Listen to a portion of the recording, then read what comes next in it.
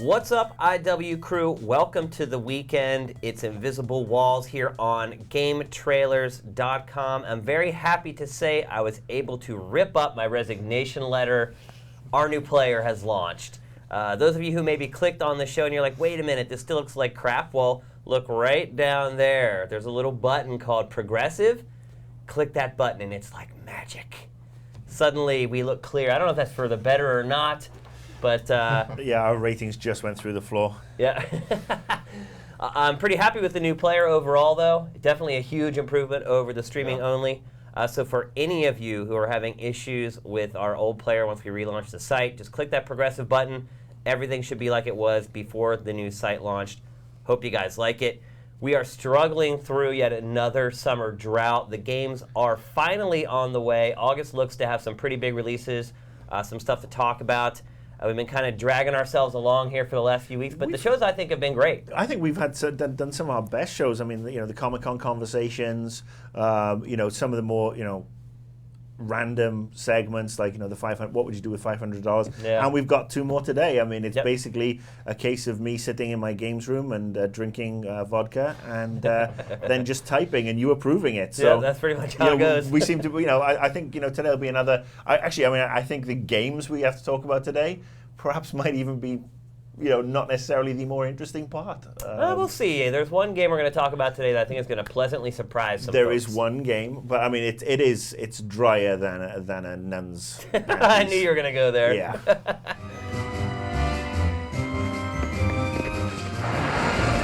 All right, so let's just jump right into the show. We actually do have a couple kind of big games. I guess it depends on your perspective. I'm not a big fan of this franchise personally. Never have been. Maybe someday I will be, and that's Kingdom Hearts for the 3DS. Mike, admittedly a big fan of Kingdom Hearts. Well, latecomer Will to you the say that on series. camera? I enjoy the game. There are bad ones, there are good ones, and actually I didn't get into the series till after Kingdom Hearts 2. I think I actually jumped in when I started working here at GT is when I actually got into it, and went back and replayed all the ones I had missed, and I see the allure of some of the games. I definitely see how the spin-offs are kind of dragging the series down, and but the last one, this last one, and Birth by Sleep, they need more games like that, and less of the ones like 358 over 2 days and Recoded. What's up with the titles of these games? Now the new one's called what? Dream Drop Distance. Yeah. What does that mean? Well, it's on the 3DS. Well, I get that obviously, but what does Dream Drop Distance mean? Square Enix actually gave an answer to that in one of our interviews. Dream is for the two parts. There's Dream Eaters. They're like those Pokemon. Okay, there's Pokemon-like critters called Dream Eaters that you collect, and you treat them like Nintendogs in the game. Like you raise them, you level them up, and then the game's all about like dreams. Like everyone's in a dream, and you're trying to wake them up. Drop is for the drop system, where you switch back and forth between Riku and Sora. This last one is a little bit of a stretch. Like, damn, we need another D. The distance, this is Square Enix's answer. Distance means the distance between Riku and Sora in the game, some kind of like emotional bond. That's the distance between your eyeballs and the 3DS. If you go too far away, you won't be able to like see the 3D. It's actually the length of the straw that they are grasping at. That's what the distance It's the distance to the next one, Kingdom Hearts 3, the one that everyone really wants, and is tired of them putting out these Well, I games. remember like at one point he was teasing. It's like, oh, maybe it is Kingdom Hearts 3 because it says a 3D. Oh yeah, that no. Way back when. Now let's talk about the game proper. Where does it fall in line with the storyline of? It's at the end of the. Even if there is one at this point. It's at the end of the so-called timeline, so it is the most recent one. I mean, without spoiling anything. So this is continuing the story. Yes, it is continuing the story, and they make it pretty clear throughout the game that it is going to lead into Kingdom Hearts 3. And the creators even all but confirm that the next one's going to be Kingdom Hearts 3. So it's kind of setting up the events for the kind of final showdown we're going to see in that. So no Kingdom Hearts until 2018 then? Right. Next generation, yeah. Well, they'll show us a trailer for it next week, and then they won't release it until like they got 3DDD2, 3DDD3. The final mixes. They'll do a final mix for each one. Oh yeah, they will. So I'm sure. Probably. Why have they moved this series kind of almost exclusively to the handhelds at this point? I mean, Square is kind of in dire straits right now. You'd think that they'd be like, hey, let's make an HD Kingdom Hearts. I think it's, honestly, from what I've seen, it seems kind of obvious because, one, the core team, Nomura's team, is working on Versus 13, which is apparently not canceled.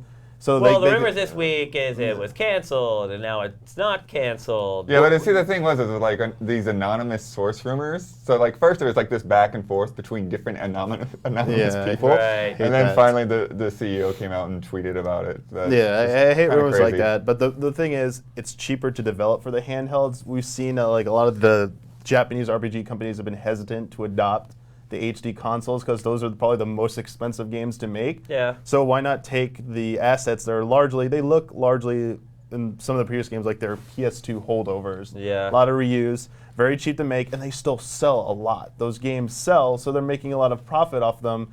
They probably don't see a need to like put out the Kingdom Hearts 3 on HD consoles just yet because we're making all this money. Do you think maybe some of the Japanese RPG developers have kind of accepted that they can't hang with the Western developers in the HD space?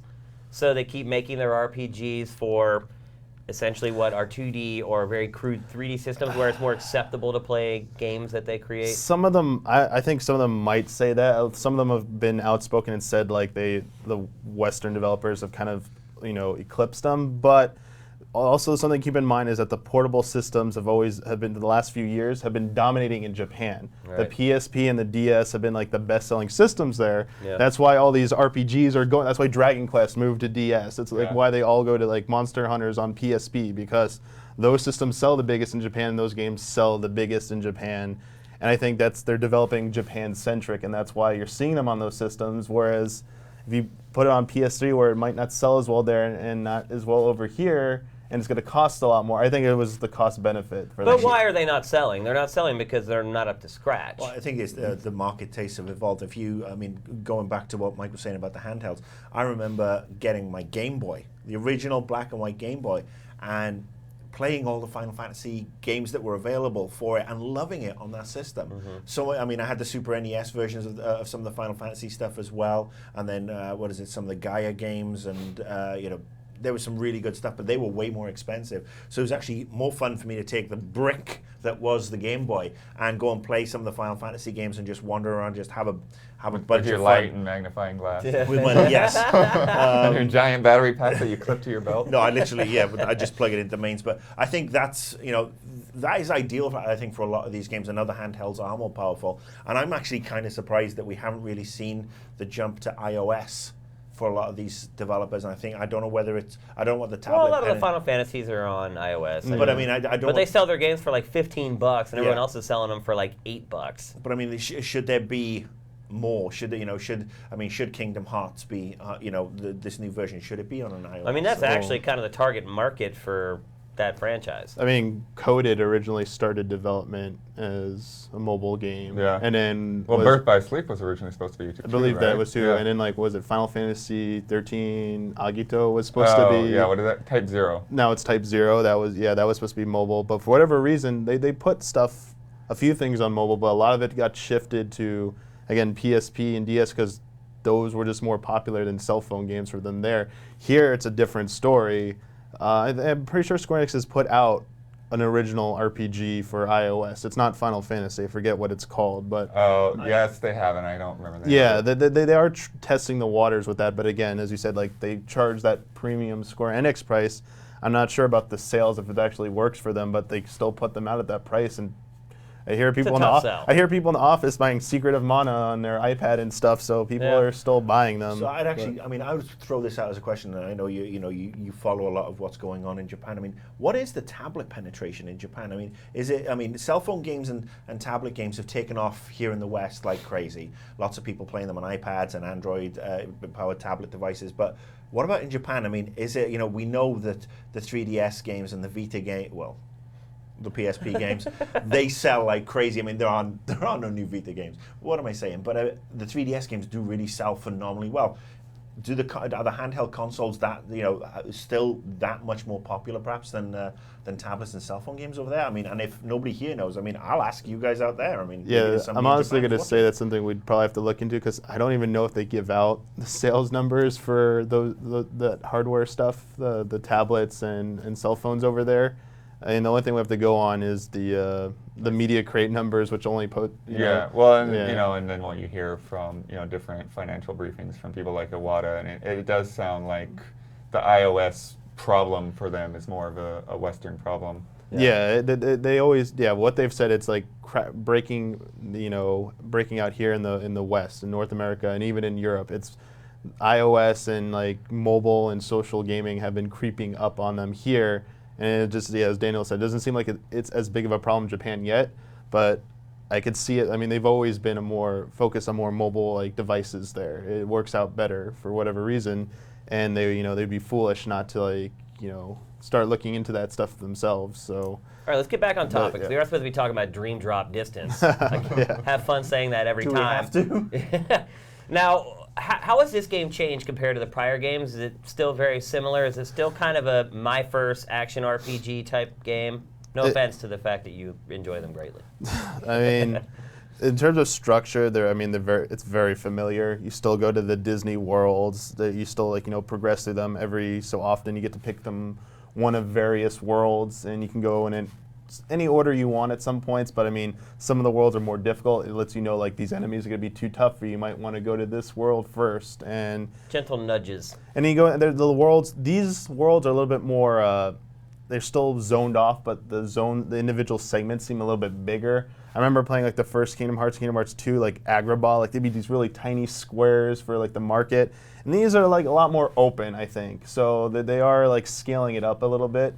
But it's still like the same. Like you run into a corridor, you load the next zone. There's still like a boss waiting for you at the end. The enemies still drop in out of nowhere, and it's. Is the combat still pretty simple, like it was before? I want to know why do you think it's simple? Like I'm curious. I never felt like there was any nuance to it. I just felt like you could just mash your way through the game. See, I've always heard the joke is, or the meme is, mash X to win in that game. Yeah. And even though in this one X is spells, but they do give you difficulty settings. And on the easiest setting, yes, it auto targets for you. So like when you spam the attack button, it like targets nearest thing. You wail on them. It looks like it's seamless.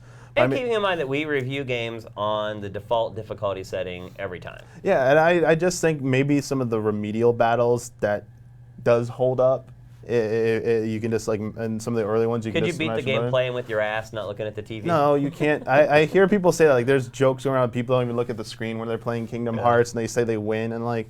No, like some of those boss battles, you absolutely cannot win by just mashing X. You have to have some kind of strategy. There are enemies in the game that will hand you your ass if you just try and use basic attacks. I respect your skill at playing games. But so if you're telling me that there's some difficult parts, I totally the thing believe it. is, it's the basic melee attacks in Kingdom Hearts. Like it's like a 1, 2, 3, 4 hit combo. Like there isn't much nuance to that. Where the strategy is in arranging your spells and your skills to cater to the situation, and like how you stack them is important because they cycle through in a specific order. Now you can thumb through those manually, but running around and trying to do that on the fly is a pain in the ass, and I see a lot of people complain about that. Well, it's like spend like 5 minutes thinking. It's like a strategy in an RPG. You gotta plan out your attacks. If it's like a water element, you gotta get lightning based attacks. Obviously, don't put it at the very bottom so you're thumbing through all these wasted moves. But this one they add something. I think it's been kind of hit, I guess, hot and cold for a lot of people who've imported it and played the Japanese version, is the flow motion system. That's like the biggest change to it. It's that ability it speeds up the pace, it gives you more maneuverability, and adds more moves. It's like bouncing off walls, sliding up rails, and you do these really cool looking attacks and combos, and it takes a little bit more, I wouldn't say skill, but it adds a little bit more depth. And there is some more nuance to that, like how you approach it. The problem is in certain, if you're in a corridor, you can just keep bouncing off walls and spamming that. And while you're not immune to damage, it feels a little bit overpowered, I think. Okay. And that's where I think some people might think it might be a little easier this time around because you have that ability. But again, in boss battles, the arenas are designed so you can't abuse that. So you always come back to that challenge that you might get away with it here, but we caught you and you're not going to be able to get away with it there. Now, if you had to rank all the Kingdom Hearts games, where does this one fall in? It falls behind. It's probably I would say it's the third best behind probably 2 and Birth by Sleep. Okay. Those are probably the 2 best. It's right next to the original Kingdom Hearts. It's definitely better than all of the what I would call the spin-off filler ones. It's better than Chain Chain of Memories. It's better than Recoded. It's better than 358 over 2 days. So it's kind of like the upper half, I would say, but it doesn't touch Birth by Sleep. That one was just a lot better. Does it use the 3DS's capabilities in any compelling way? You have Street Pass for the Pokemon stuff. Like, you can send challenges. You can like create your own team and send them to other players, and they could like battle you in a challenge. So if you're really into that, I mean, that's for completionists. There's that whole secret ending you can unlock, and that's one of the ways you can do it is by winning all the challenges that way. But the 3D effect, I know it got brought up, like it wasn't even mentioned in the review. It's just like, at this point, if you're not doing anything special with it, why mention it? It's kind of getting tired of like, why do we keep saying it? We could just say it's a novelty, it's nice, but we've been saying that for so long now. It's it's not even worth mentioning. Well, I felt like Mario did some things with the actual 3D. Oh yeah, that's a game that does do something clever with it, but this is just it's just superficial. It doesn't do anything else. So who would you recommend this for? It's been a little bit of a dry spell for the 3DS. If people didn't pick up Kid Icarus, would you recommend this as a purchase? Or? Yeah, I think at this point, and it's not that it is a good game, but with what's out there, especially in terms of RPGs, I think this is a game you should be picking up if you're a 3DS owner. You're looking for a good game period, and if you're an RPG fan, you really should be picking this up. Or if you're a Disney or Square fan. That too. Done deal. Yeah, exactly. All right, so next we're going to move on to the game I mentioned in the open that I said people are probably going to be pleasantly surprised by. That game is Sleeping Dogs. If you have not watched our video preview for that game yet, I highly recommend after you get done watching Invisible Walls that you go and check it out. That preview was done courtesy of Daniel Bloodworth, who did an amazing job on the preview. And I have to tell you, I think there's a lot of negative connotations with this game because it was canceled. Right. And I think now that you look at it, picking up that game and maybe having to supplement its development for the last half year, was pretty damn smart. The game is starting to look pretty awesome.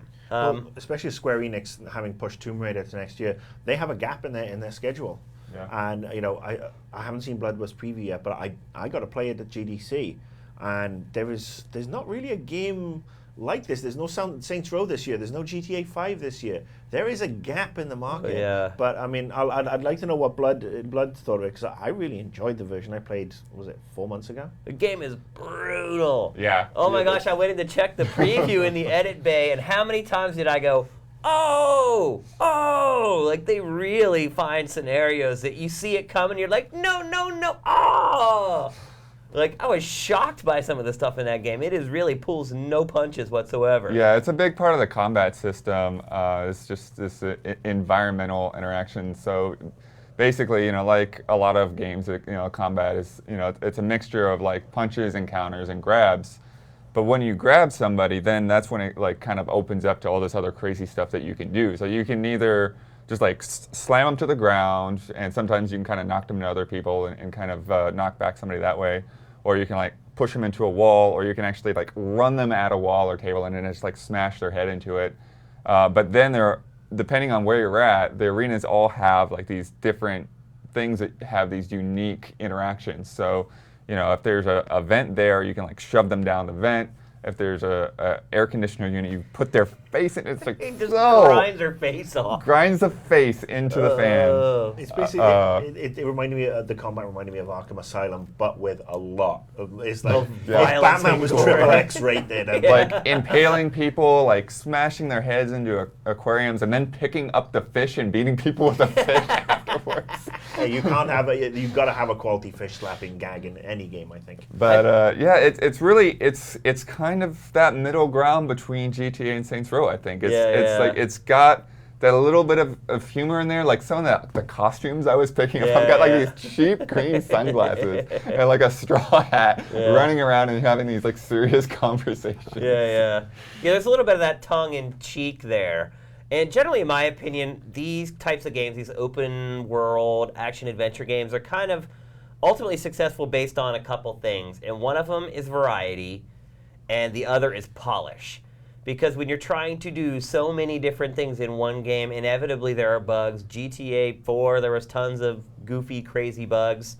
So to me, the variety, which is one of the big tenets of this genre, I was blown away by that preview, man. Like all the stuff that's in that game. I mean, and again, part of it might be that our expectations were so lowered for this game because it was canceled and it was kind of picked up and blah, blah, blah. Well, and honestly, the name change hurts it. Like, Sleeping Dogs is not a very good name to go out there with compared to, when it was True Crime Hong Kong. And there's still people that don't know, this was True Crime Hong Kong. There's no way they'll ever message that to everybody. Yeah. People will understand it, And that's the thing. Like, you can't market that. So it's kind of on us to be able to tell people that. Well, True Crime, though, I feel like that franchise almost has a negative, like a storm cloud hanging over it. Like, I don't know if ultimately it's a bad thing that they lost the True Crime name, because I think a lot of people always looked at it as like the cheap little brother of Grand Theft Auto. Right. But I think now that it has this new name, it's going to have to rely on word of mouth, right? It's not going to say, no one's going to say, oh, it's True Crime, I'm going to pick it up.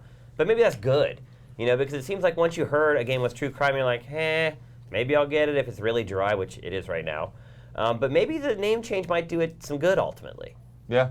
Yeah, and going back to the variety, one of the things they have is like, the side quests, the favors. Mm-hmm. I went through probably about 7 or 8 of those, and they all seem to be like, different, interesting, kind of funny scenarios. There's one where like I walked up to a guy, and he was like, yeah, this guy cheated in a street race.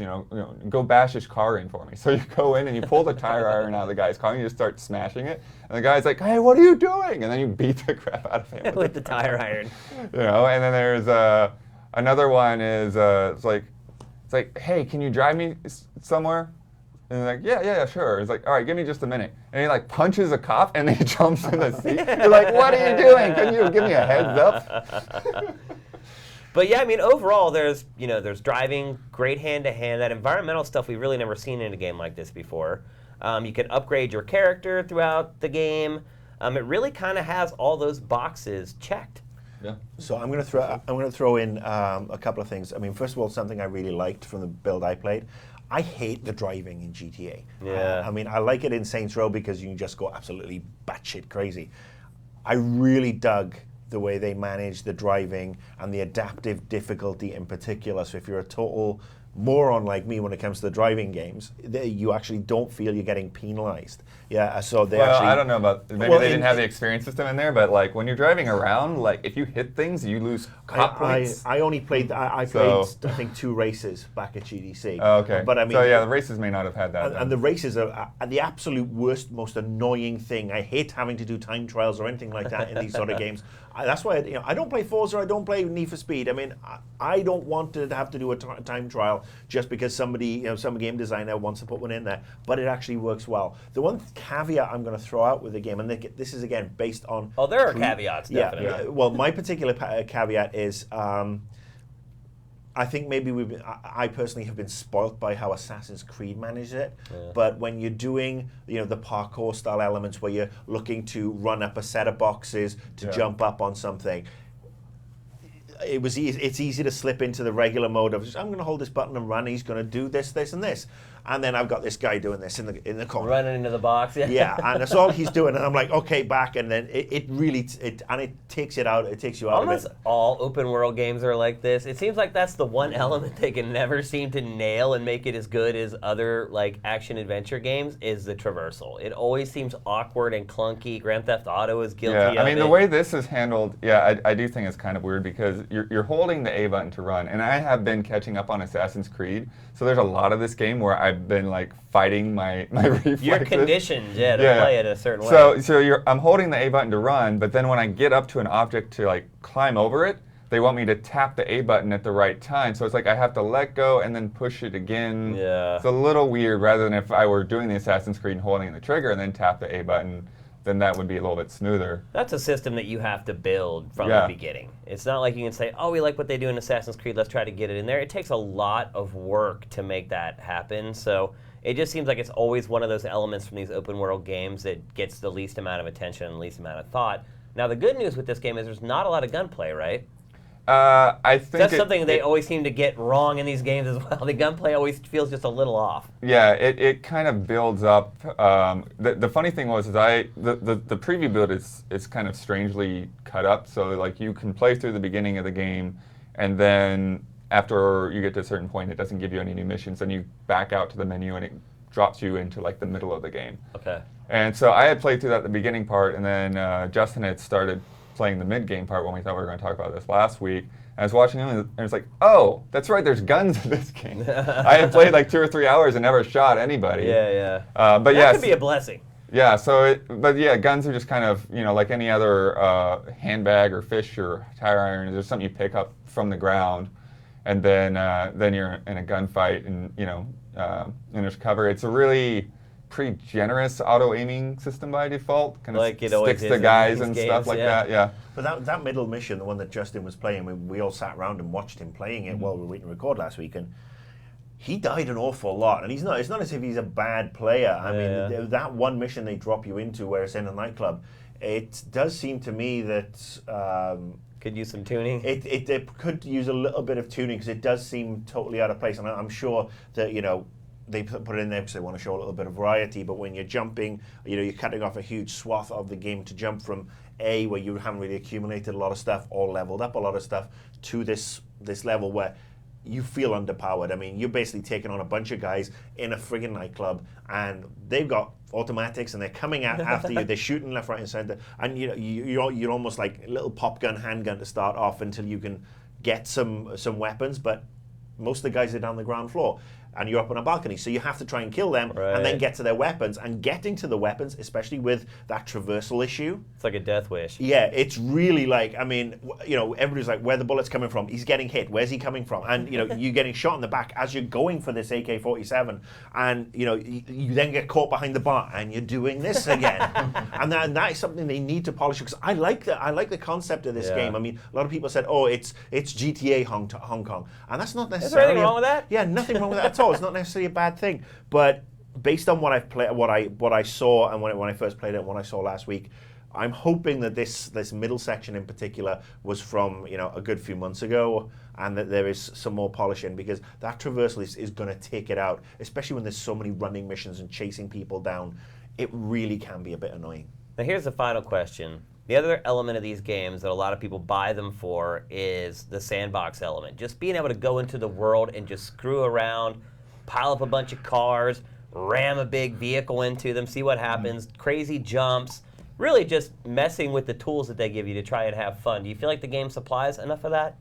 Yeah, I mean, they've one thing they have is they have like a social ranking system. So like when you do a jump on a motorcycle or a car or something, it will rank how far you jumped compared to your friends and things like that. That's cool. And then also one thing that Justin and I were both impressed with is when you have a waypoint, they will actually like put markers on the road, so you're not staring at your mini-map the whole time you're trying to drive.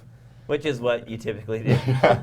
So little things like that, and again, you're pretty free to grab any car you want at any time. So like bikes, are there planes? I have not seen any planes. Helicopters? I haven't seen any flying things. Aircraft? But I grabbed this boat to get back to an area that I had died at. And it was like the slowest like fishing boat, like one of these traditional fishing boats. Like, okay, it's probably not what I want to drive. But I've also like hijacked a limo and then jumped from the limo into like a Lamborghini style Oh, that's right. car. You can actually jump cars while the cars are moving, which is fun. Yeah. Cool. So if you're going uphill and like you're having a struggle and there's a faster car next to you, just jump out over and get it really fast. So I think we'd all say we're probably more impressed with this game than we really thought we were going to. Yeah. Really smart move on Square Enix to pick this thing up. Yeah, I mean, the thing you said, is variety and polish, and I at this point with that build, it being cut up, like I don't feel like I can give any kind of accurate representation of the polish, because if you go back a few months and you remember Kingdoms of Amalur, right, and they put out that demo that they had cut up and it introduced so many problems. I feel like this is the same thing. It's like I don't want to really put these issues out there and get too much light on them, because it could have nothing to do with what the game is like. Yep, so what I would say is definitely go watch that preview. It's all the best bits cut together into like 8 to 10 minutes. I think it'll give you a good idea of whether you should keep this game on your radar. I have to say you probably should. All right, so as we mentioned off the top of the show, game releases are slow right now, so we're kind of coming up with fun topics to discuss on the show. We're going to hit one right now. We're going to talk about Game of the Year contenders so far in 2012. We're, about halfway through, a little more than halfway through the year. By now, some games should be emerging as contenders for that Game of the Year category.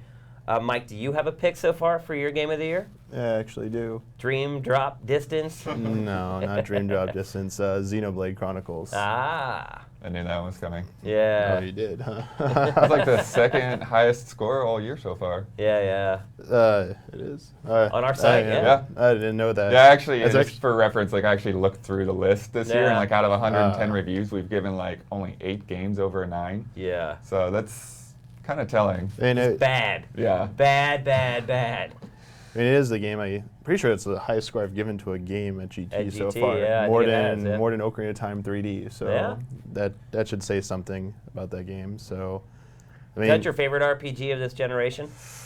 It's a tie between that. I mean, I hesitate to call this a true RPG. It's more of a strategy RPG. Yeah. Is Valkyria Chronicles. Wow. It's a tie between those two games for me. Okay. So, but yeah, definitely Xenoblade Chronicles. A game just A Wii game. In contention for Game of the Year. We can still make good games. So Yeah. Bloodworth, do you have a pick? Yeah, I don't think it'll make it by the end of the year, but I guess right now, probably out of what's come out so far, I'd say maybe Fez. I just played it a few weeks ago, and it's cool to have a puzzle game that really pushes the boundaries and makes you think outside of the box, and it's a little crazy that it was parts of it were designed for you to talk to other people and look things up on the internet and get out paper and start writing things down and deciphering things, and that's the kind of thing that I don't know how long ago Breaking the fourth wall. It hasn't happened for a while. Where I'm okay, this means this and that means that, so this has to mean this, and I'm just sketching it all out, and I was very liberal in how much I used hints, but I was trying to balance how much do I look up, and then at what point do I figure out the rest on my own. So it was pretty cool, and I love the style and the music in that game. It's been pretty great. Yeah. What about you, Mr. Beer? All right, well, everybody knows how excited I was for Mass Effect 3, so I'm going to say my favorite game of the year so far has been Journey. And seriously, I mean... More than Mass Effect 3? Oh, absolutely. Wow. Honestly, that first playthrough of Journey, 3 hours. Yeah. End to end. It's an enchanting game. It sucks you in. You don't... it's very intuitive. I mean, you see somebody drop in for the very first time, and you're like, oh wow, so is that like a bot or something? Oh my god, that's just somebody dropping into my game, and they're just going to show me where to go. And the repeat playthroughs to get to unlock the white robes and stuff like that. I mean, the game is beautiful, enchanting. I mean, the best thing I can say about it, in that entire playthrough, I did not get up to go have a cigarette once. And I smoke. I don't chain smoke, but I'll generally have a smoke every hour and a half. If I'm playing a boring game, I'll smoke every 20 minutes. But I could not tear myself away from that game. And I got to say, it's fantastic. And I got to say that this is pretty much an damning indictment that the first half of this year, for the box releases, including Mass Effect, has been pretty shit. It's been more than shit. I mean, my level of disappointment with Mass Effect 3, and it's not based on the ending, it's based on the game in general. I don't think the game hit the pinnacle that Mass Effect 2 was, in my opinion, which was the perfect balance of action and RPG and storytelling. But, I mean, my favorite games so far this year have been Journey, Trials Evo, bunch of fun. The downloadable game, and I bought this on the Steam sale, and I got the season pass for The Walking Dead. Mm-hmm. And I got to say, just playing through episode 1 of that, the first time I lose a member of my party to a zombie, I actually felt something. The writing on that and the character acting on that is way better than a lot of games that are 10 times the cost. Yeah. So I got to say that this year has been really a year that downloadable and PC have really come through, and the first party stuff, of which there has been a lot of, has just generally been just really unsatisfying. And there's only, I think, 4 games on my schedule for the rest of the year that really have me excited. Yeah, right now, to me, 2012 has the opportunity to be one of the worst years in the history of video games. I mean, at least in the modern era, the 3D era, once things moved to polygons from 2D, it's terrible. I mean, you know, the obvious pick is Mass Effect 3. And if we actually get to the end of the year and we're having the real discussion about Game of the Year, I mean, with all due respect to you guys, except for maybe Mike's pick, none of those games are going to be in the discussion for Game of the Year. Mass Effect 3 probably will be. I mean, I think it will be an example that this has been a really lousy year if Mass Effect 3 gets by this year, because honestly, never before has a franchise fallen so far from grace in my eyes. And I think, oh boy, wait till you see our top 10 list for Fallen Angels is coming out next week. Well, they're a lot worse, trust me. Well, I mean, this is my own personal, because I was so invested in that series. But you look what's coming out. I mean, Borderlands 2 looks great. Assassin's Creed 3. That's my lock on for Game of the Year. I've never been this excited about an Assassin's Creed 3 or an Assassin's Creed game. Yeah. I've always really, either really liked them or didn't care. The last one was total bollocks. But I mean, that's my nail on for Game of the Year so far. And I mean, it is. The other thing too is that you look at all these other games that were supposed to come out this year that have been pushed into the first quarter of next year. That's great. At least we don't have to suffer through another Q1 like we did this year, but that leaves 2012 in a lurch. I mean, right now, I mean, we may have a problem finding like 5 really good candidates for Game of the Year this year. It's like, I don't understand it. I mean, this is supposed to be the prime time for these machines. They should be hitting their stride. I mean, I wrote a reset column last week about this, how these consoles are like limping to the finish line, like dragging their asses to the finish line. Those 10-year console life cycles sound completely insane at this point. Like they're at year 6 and 7, and they're already dragging their feet. So I'm stunned that Sony, especially after the last 3 years, where Sony has really come forth with phenomenal first-party games every holiday season, and I think they've basically caught the Nintendo, Microsoft casual bug, and there's nothing really from Sony. If Last of Us makes it this year. And that's the if, because that's a big if. Yeah, that's a big if. That could be the saving grace for the PlayStation. Yeah. Third party Assassin's Creed, Borderlands, as I said. I mean, even Halo 4. And I do like Halo. I don't love Halo, but I thought I really enjoyed. I think Halo 2 was probably my favorite of the series, but even Halo 4 is not grabbing me by the cojones. I think a lot of people feel that way about it. I would say to you that the dog that's limping and needs to be unfortunately put down is the Xbox 360, because it's really bringing nothing to the table this year. And I would say that the PS3, I'm surprised that it seems to have caught this disease that the other two console manufacturers have been shelling out with Nintendo and Microsoft, going casual, going Kinect, and we have to have all this wiggly waggly stuff and have grandma dislocating a hip again. Well, the problem for Sony is that some of their franchises they traditionally lean on to come out every other year have kind of run out of steam. You look at like Resistance, Infamous, games that were generally pretty darn good, but the sales ultimately didn't back up that 2 to 3 year cycle to exclusively release it on their own platform. So you're missing kind of those gap fillers now. Ratchet and Clank's another one. After All for One, that series is kind of on the sprit. So they don't have those fillers that they kind of had that were good games. Maybe they were 8.5s to 9s or something like that. Totally worth spending money on to buy. Now that those have gone away, they have these huge gaps. And in all honesty, I mean, Sony's done a better job of supporting its console with exclusive games throughout this generation than pretty much anybody else. So, once they are starting to lag behind, that's when you have a pretty big problem. Well, yeah, I mean, the question is, like, what is Sucker Punch working on, right? Right. They put out Festival of Blood. That did really well. Yeah. And it's, but the way Infamous 2 ended, it doesn't seem like they have much room to continue the series. Yeah, I mean, I've heard some rumblings that series is likely done. Which sucks, because there's only one group of people to blame for any sales issues with Infamous 2, and that's Sony. Yeah. And let me just reiterate this to any Sony execs who are watching, or pass this on to them. Don't fucking release a game like Infamous 2 on the first day of E3, you twats! Yeah.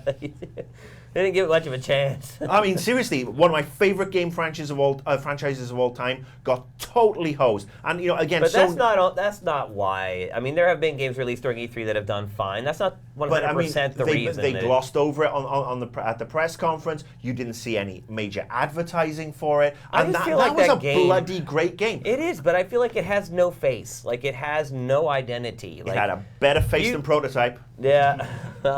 Well, we see what happened with Prototype. So what's your game of the year so far? Oh, it has to be Mass Effect 3. I mean, to me, nothing else is even close. I appreciate all the small DLC games that have come out. I've actually not played your pick yet, unfortunately.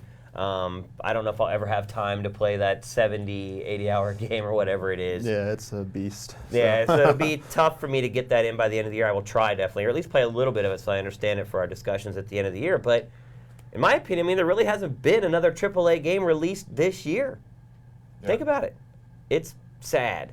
So hopefully the last 5-6 months of this year really turn things around. I mean, we're seeing it in the drops in revenue, overall spending down 30% year over year, hardware down 45% year over year, which, that's the law of diminishing returns. As more people get consoles, there's less people to buy them.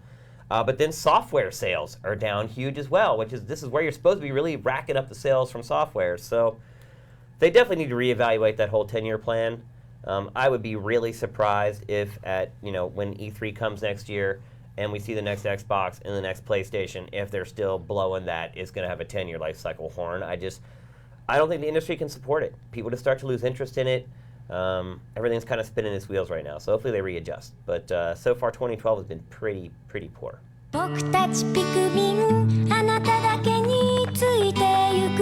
So fun topic number 2. I'm getting old. I can't deny it. Marcus is getting old. He can't deny it. These two guys are still pretty young, pretty spry. But we thought it might be fun to go back in time and talk about the very first review we ever did for a professional publication. So this is full-time gig or freelance gig at a commercial website. I'll start. Hang on, website. What happens if you predate that? Or a magazine. Going print. Or magazine or TV show. Yeah. Anything that was actually generating revenue from the industry. I'm not going to count the fan site that I started back in the mid-90s. I mean, I was making money on it, but it was like, I get checks for like $121.71 per month from like banner exchanges. So I won't count that. The first, I guess, legitimate job I had was at GameSpot. I started in '99. And when I first started there, I wasn't even like there to review games. I was there as like their magazine editor. I put like EGM and all of Ziff's magazines, I put up their websites on GameSpot. That's how I got a job there. And that job was supposed to last me like all month. I'd get it done in like 2 days, and I'd be sitting there, I'm like, what now? So eventually I started throwing me games. And the first game they threw me to review was a game called Lego Rock Raiders for the original PlayStation. Wow. Yeah. It was awful. And in fact, today I just went and looked on GameSpot to see if it's still there. It is. If you search for it, it actually defaults to the PC review, which somebody else wrote, but there's a little tab there you can click that'll take you to the PlayStation review. And I read it. I was actually pleasantly surprised. I was afraid the writing would be terrible, and I gave it a 3.2 out of 10 for my first ever review. And I railed it pretty good. But the funny thing I found was the things that you addressed in reviews back then. Repetitive textures. Like I talked about how, the whole game uses like 10 textures and just smothers the whole game in them. Like you don't even talk about things like that anymore. But that was something I used to evaluate with those early 3D games, is like texture variety. Because texture variety is what ultimately makes one area look different from another. So back then it was a big deal. The buffers on these things, they could only load so much in.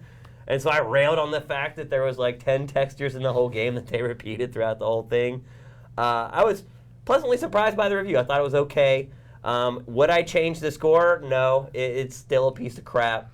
In fact, a lot of the original PlayStation games were crap. There was really a lot of shovelware for that system. Same with PlayStation 2, in all honesty. They just hit critical mass so much that you kind of got that Wii effect where you have a bunch of stuff in the bargain bin. But that's my first. What about you, Mike?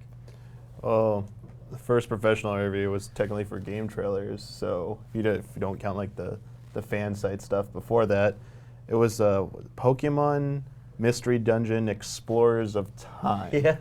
And it's a dungeon crawler, and I know they're really big fans of that game, but I think that was technically might have been my first exposure to a dungeon crawler. Maybe not. I don't remember if I touched like Sharon the Wanderer before that, and it was just, I loved Pokemon games before that, but playing that I was like, who thought this was a good idea to put Pokemon into a dungeon crawler? I know a lot of people love it, so no offense to them, but it was just a brutal game to play through, and I was just like, oh man, this is like... Maybe the better way to phrase this whole discussion was, what was the first game you reviewed where you realized that this job is actually a job?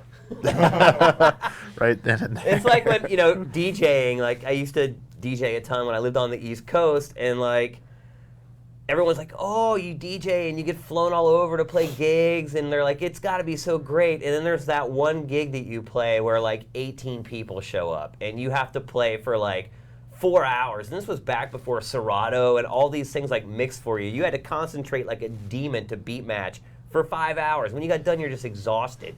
And to do that for like 18 people, that's the day you realize, yeah, this is kind of a job.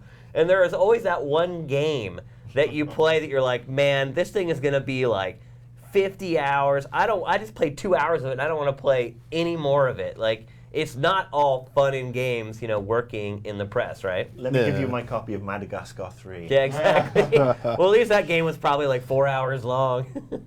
Bloodworth, what was your first review? Yeah, in terms of that, I haven't thought about it hard enough to figure that out. I don't remember if I even wrote reviews when I was doing newspaper stuff. But in terms of like first review where I had an audience, it's I did a Pikmin review when I started at Planet GameCube back in 2001 or 2, something like that. And yeah, I gave it an 8.5. I didn't go and reread the thing, but yeah, I think today I might have been a little bit more generous in just like respecting that innovation. But we also only So wait, you think you scored it too low or too high? I probably would have scored a little bit higher, but at the same time, like we only had when you told me your score, to me I was like, wow, you kind of lowballed it a little bit. Yeah, I was, but at the same time we only had like half scores there, and it was, again, my first review with the number on it, so. Well, that first time, too, you don't want to look like the guy who just gushes over every game. You want, your editor to realize that you can be critical and you can find the flaws in games, because that's what separates the people who write reviews for outlets and people who don't, is being able to find those things about a game that's going to annoy people and then pointing them out to them in a compelling way. Yeah, and it was also, it had been a few years since I had been writing, and so I was just kind of hired as like some guy that would like put in codes or some weird thing to like, whole website's like, oh yeah, you have to find codes and put them up. Like, okay. So I was like, all right, I'm going to try writing something again now, and so that was interesting, and that's kind of what started the whole thing. So, Marcus Beer, you've been journalist on and off throughout your life. So I just actually checked the dates. So your first game was on the PS1 for a professional publication. Yeah. What was yours? DS. GameCube. I just checked, and according to the dates, and this is totally coincidental, I wrote my first professional video game review 20 years ago next week. Eco the Dolphin on the Sega Genesis. Wow. Nice. For the Western Mail, which was the national daily newspaper of Wales. And some people may not realize either that, Marcus, you were on a video game TV show in Europe. I was on a show called Games World in the UK that was on Sky One. We'd got 1 million viewers a week. That's pretty good. Well, I think it was because we were the only show on the channel. But no, I mean, a lot of people actually came out of that and did some really good stuff. David Williams, who's in the Little Britain series. But yeah, Eco the Dolphin, which came out July the 31st in the UK in 1992. And I remember getting excited, one, because it was the first game I'd ever got sent. And they sent me screenshots. And now it's like, oh yeah, screenshots on the FTP, blah, blah, blah.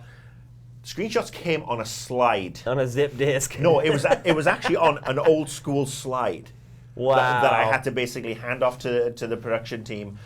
So they, I wrote the thing in Swansea. I'd fax my my copy to Cardiff, where the printers were, and then I'd mail off the little slide, which was a box shot, And yeah, so that was my very, very first review. So what was the score, and do you agree with it now? I think I give it 5 out of 5. Wow. I mean, it was. Well, at the time, it was an impressive game. It was an impressive game at the time, and it was, it was kind of fun, kind I of never silly. managed to beat it. Yeah, really I don't hard. I don't think anybody managed to beat it, but I had a blast playing it. I think I was kind of like excited by the fact it was my first review as well. It was also unique for the time. There really yeah. wasn't a game like it back then. It was totally unique, but 20 years ago, actually next Friday. And then you had a gap of how many years where you didn't review games at all? Like 15 years? Yeah, I basically wrote... Well, you're still not reviewing games right now, well, other than, if you want to call it, we do reviews. Well, I mean, on the I show. don't do them as the way you do, but I mean, I do pass them. But I mean, I'm not a reviewer or a journalist, I don't think. You guys are journalists. I mean, you can deconstruct games way better than I can. I'm basically a mouthy bastard. The way I look But at you're it... good at it. I'm an opinionist. So yeah, I reviewed games through till 2006. Left to do the 3DO launch, and that was my PR start. Worked through PR until I think 2007, and then that's when I started doing stuff with you on Invisible Walls and doing some of my other stuff. But my review skills are. I mean, a game has really got to take my fancy or piss me off to review because I'm very lazy as well, and I'm basically I enjoy talking a lot more. But yeah, I mean, I got to say, I mean, I don't call myself a journalist for a reason. That you guys play more games than I do, simply because you get sent more than me, bastards. But you live, breathe, and sleep games, and have done, and I've done it in a different way. But I mean, I'm very lucky being freelance that I can. You can pick and choose what you want to play. Choose what I want to talk about. Yeah, I mean, yes, I do have to play the Madagascars and SpongeBob SquarePants of this world for one of the other outlets I do stuff with. But other than that, I mean, if I'm not interested in it, I'm not fucking covering it. All right. 20 years! Christ! Get off my lawn. It's Mango Madness!